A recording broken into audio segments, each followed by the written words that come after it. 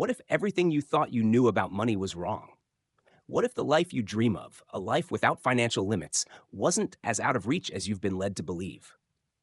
Right now, you're likely stuck in the same cycle as most people, working hard, feeling underpaid, juggling bills, and wondering why financial freedom seems so far away. But here's the truth: there's a reason the rich keep getting richer, and it's not luck, inheritance, or cheating the system. It's knowledge, a set of principles they follow that most people never learn. On Money Secrets, we're not here to sell you false hope or shortcuts.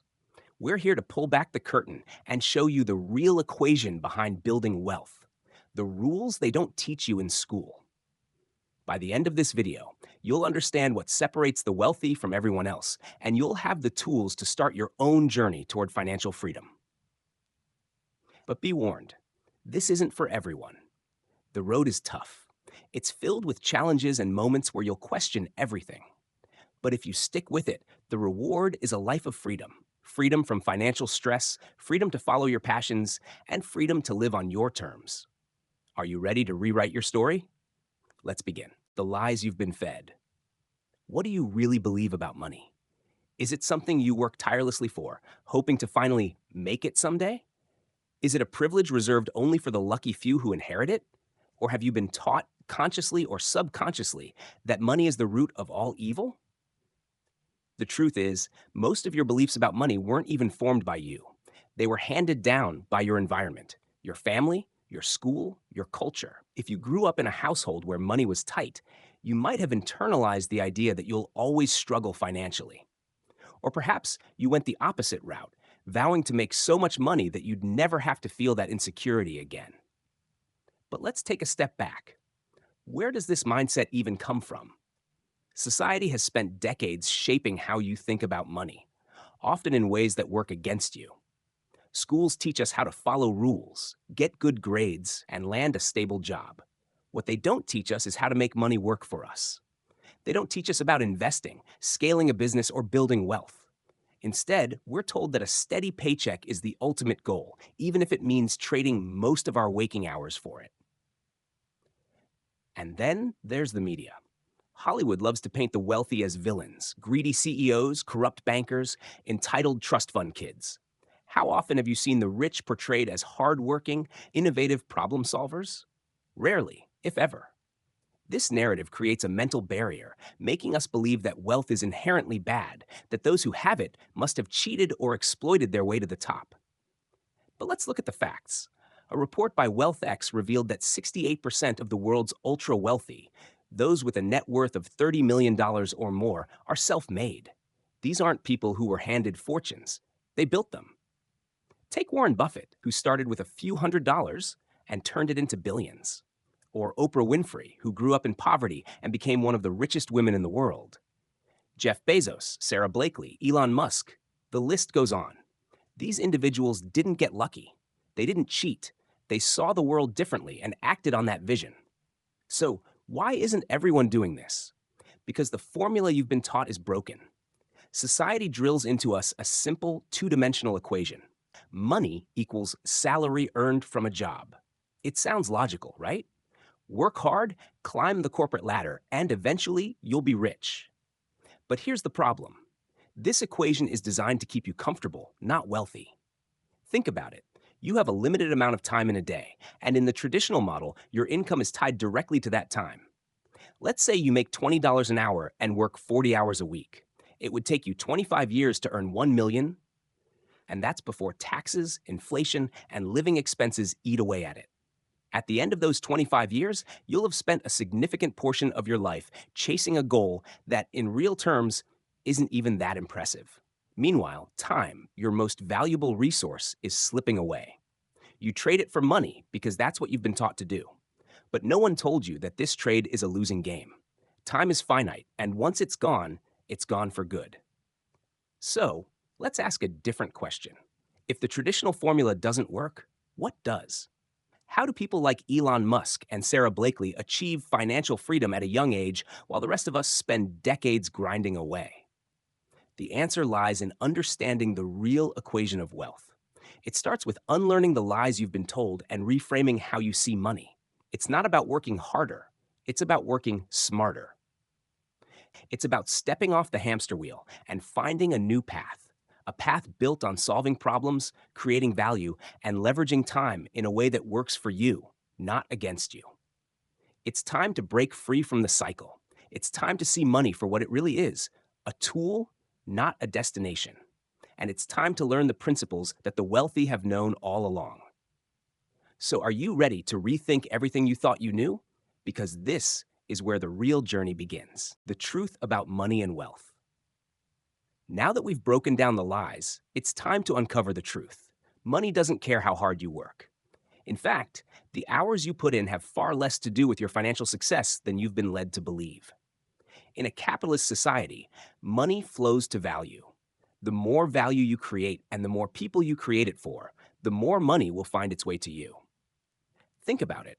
Why does a professional athlete make millions while a teacher or nurse who works just as hard makes far less? It's not about effort or even the importance of the work. It's about perceived value.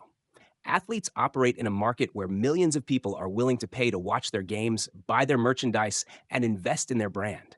The market determines their value, not the hours they train or play.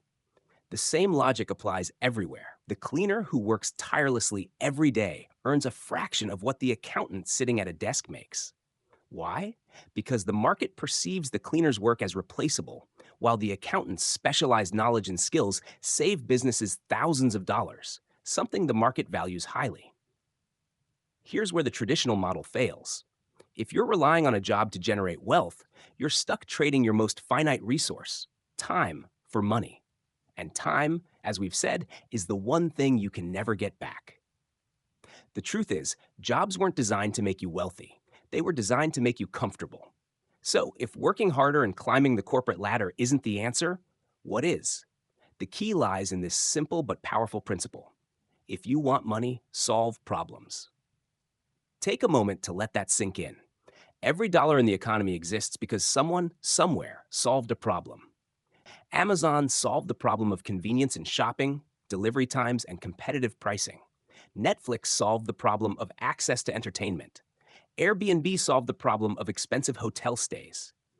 These companies didn't chase money, they chased solutions. The money followed naturally. The size of the problem determines the size of the reward. Solve $1 million problem and you'll make $1 million.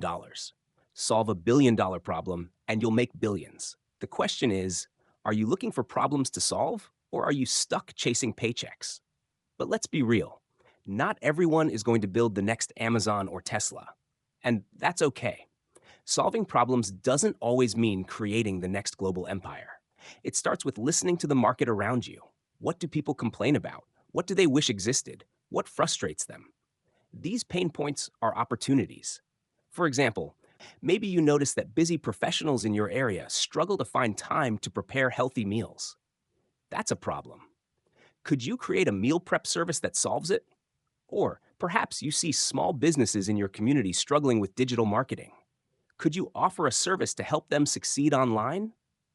The key isn't just identifying a problem, it's identifying a problem that matters, a problem worth solving. The truth about money is simple but often uncomfortable. It rewards value, not effort. It's not about how much you work, it's about how much value you create and how many people you can serve. The sooner you embrace this truth, the sooner you can start rewriting your financial future. Now, let's take it one step further. Identifying a problem is just the beginning. The real challenge and the real reward comes when you scale your solution. Let's dive into that next. A problem worth solving. If solving problems is the key to wealth, the next question becomes, what problem should you solve? Not all problems are created equal. Some are small and fleeting, while others have the potential to change lives and your bank account forever. The goal is to find a problem that's both significant and scalable. Let's start with the basics. A problem worth solving has 3 key traits. 1, it's impactful. The problem must matter to enough people. Minor inconveniences might attract a few customers, but to create real wealth, you need to address issues that people are willing to pay to have solved. For instance, people might pay a small fee for a better coffee cup design, but they'll pay much more for a service that saves them hours of time each week. 2. It's scalable. Solving a problem for one person at a time is limiting. You want a solution that can grow and serve hundreds, thousands, or even millions of people without requiring an equal increase in effort or resources. A local bakery, for example, is hard to scale. It's tied to one location. But a recipe sharing app or a prepackaged meal delivery service, that has the potential to scale nationally or even globally. 3. It's profitable. Your solution needs to be more than valuable. It needs to be viable. If the cost of solving the problem is higher than what people are willing to pay, it's not a sustainable business. You need to ensure that your solution is not only effective, but also financially rewarding. Let's look at some real world examples. Jeff Bezos, Amazon. Bezos identified a universal problem. People wanted convenience when shopping. By solving this problem with an online marketplace, he created one of the most valuable companies in the world. Blakely recognized that women wanted more comfortable, flattering undergarments. Her solution wasn't just functional, it became a must-have product, turning her into a self-made billionaire. Airbnb. The founders solved the problem of expensive hotels and lack of accommodation options by creating a platform for people to rent out their homes, revolutionizing the travel industry. But what about you? You don't need to reinvent the wheel or solve a billion-dollar problem on your first try. Start small. Look around you. What do people in your community complain about? What do your friends and family wish existed? Listen carefully. Problems are everywhere. For example, are small businesses in your area struggling with social media? You could offer affordable marketing services. Are people in your neighborhood frustrated with long commutes? Maybe there's an opportunity to create a carpooling app or service. Do parents wish they had more engaging activities for their kids? That could be a chance to design educational kits or classes. The key is to think beyond yourself. This isn't about what you're passionate about or what you think is cool. It's about the market. The market doesn't care about your hobbies. It cares about its problems. Once you've identified a problem, your next task is to create a solution that scales. If your business relies solely on your time, for example, if you're a personal trainer charging by the hour, you've created a job, not a business. But if you create an online fitness program that thousands can access, you've built a scalable solution. Scalability is where the real magic happens. It allows you to separate your time from your income. Instead of trading hours for dollars, you're creating something that can grow without you being present every second. This is how you escape the time for money trap and start building real wealth. So, what problem will you solve? What solution will you create? Remember, the size of the reward is directly tied to the size of the problem. Aim high, think big, and always ask yourself, is this scalable? The next step is taking that solution and turning it into a machine, one that runs smoothly and grows without you micromanaging every detail. That's where systems and processes come in, and we'll explore that in the next part. Shack, the reward. So you've identified a problem, created a scalable solution, and built a system around it. Now comes the most exciting part, reaping the rewards. But what does that actually look like? The reward for solving a meaningful, scalable problem can take many forms. For some, it's the satisfaction of seeing their idea take off. For others, it's the financial windfall that comes with building something valuable. Either way, this is the moment where all your hard work starts to pay off. When your business is running effectively, you'll find yourself at a crossroads with two main options. 1. Continue growing the business. If your solution is scalable and systems are in place, you might decide to stay involved and keep building. Perhaps you're passionate about the mission of your business, or maybe you see an opportunity to expand into new markets and increase profitability. Many successful entrepreneurs choose this route, using their existing business as a foundation to create even greater impact and wealth. Consider companies like Apple or Tesla. These businesses didn't stop once they reached initial success. They continued innovating, growing, and pushing boundaries, which kept them ahead of the competition and ensured long-term profitability. 2. Cash out. Alternatively, you might decide to sell your business, what's known as an acquisition. This is when all the time, energy, and resources you invested into your company turn into a massive financial payoff. Think about Instagram being acquired by Facebook for $1 billion, or WhatsApp being sold for $19 billion. These aren't just numbers, they're the result of entrepreneurs solving big problems and creating systems that attracted the attention of major players in the market. For individuals like Elon Musk, the sale of PayPal to eBay for $1.5 billion provided the capital to invest in even bigger ventures like Tesla and SpaceX. Selling your business doesn't have to mean the end of your journey. It can be the beginning of something even greater. But let's pause for a moment. Before you reach this stage, it's crucial to remember why you started in the first place. Was it about the money? Probably not. For most people, wealth isn't the end goal. It's the freedom that comes with it. The freedom to choose how you spend your time. The freedom to travel, explore, and enjoy life without constantly worrying about bills or paychecks. The freedom to support your family, pursue your passions, or give back to causes you care about. The reward is not just about buying luxury cars or mansions, it's about reclaiming control over your life. It's about breaking free from the cycle of working for money and letting your money work for you. As you reach this stage, you may realize something surprising. The journey itself is as rewarding as the destination. The process of identifying problems, creating solutions, and building systems teaches you resilience, creativity, and independence. These skills are priceless, and they'll serve you well no matter where your path leads. So, what will you do with your reward? Will you reinvest it to create even greater impact? Will you use it to fund a life of freedom and fulfillment? Or will you leverage it to tackle the next big problem? The choice is yours. But remember, the reward isn't just the wealth you create, it's the life you build with it. Now let's take one final step and reflect on the ultimate purpose of wealth. Is it about money, or is it about something deeper? Let's explore that in the final part. Your money or your life? At this point, you might be asking yourself, what was it all for? Was it really about the money, the cars, the houses, the vacations, or was it something more? The truth is, for most of us, wealth isn't the ultimate goal. It's just a tool. What we're really chasing is freedom. The freedom to live life on our terms. The freedom to wake up every day and choose what to do with our time. The freedom to never again wonder, can I afford this? Or, what sacrifices will I have to make? But here's the kicker. Time is the real currency of life, not money. Time is finite. Once it's gone forever. That's why the ultimate reward for building wealth isn't the money itself. It's the ability to buy back your time. Think about it. How much of your life do you spend working a job you don't love, just to pay the bills? How many hours slip through your fingers because you're stuck in a cycle of working, commuting, and collapsing on the couch at the end of the day? Is that really the life you want? Building wealth isn't about escaping work entirely. It's about creating a life where your work is meaningful and your time is yours to control.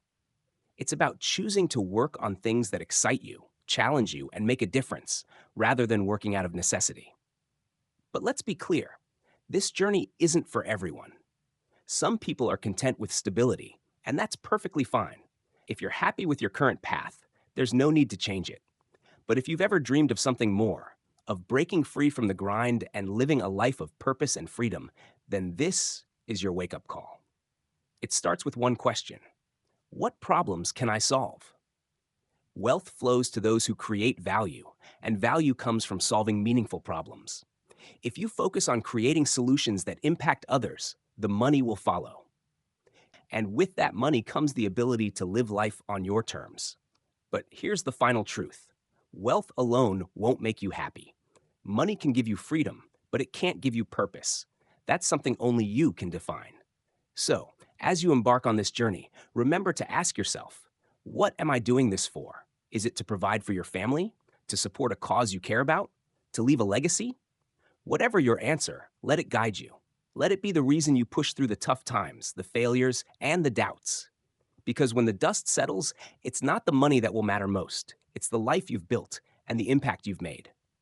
So, as you take your first step, remember this. Stop chasing money. Start chasing solutions to problems. Make your work meaningful. Make your time count. And most importantly, make your life your own. Your journey starts now. Will you take the leap?